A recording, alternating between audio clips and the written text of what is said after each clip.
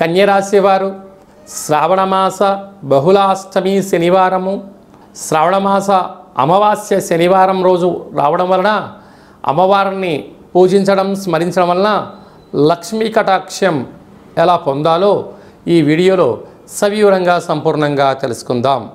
కన్యరాశిలో ఏ నక్షత్రాలు వస్తాయనగా ఉత్తరా నక్షత్రంలోని 2, 3, 4 పాదాలు, హస్తా నక్షత్రంలో 4 పాదాలు, చిత్తా నక్షత్రంలో 1, 2 పాదములు కలిపితే కన్యరాశి. రాశాధిపతి బుధ భగవానుడు. రాశిలోనే కుజ భగవానుడు సంచారం చేయడం వలన, కుజదోష ప్రభావం కారణం వలన కోపాలకు దూరంగా ఉండాలి, ఆవేశానికి చాలా దూరంగా ఉండగలగాలి. దూర ప్రయాణాలు చేసేటప్పుడు ఎన్నో ఇబ్బందులు, అనేక రకాలైనటువంటి ఇబ్బందులు పొంచి ఉన్నాయి.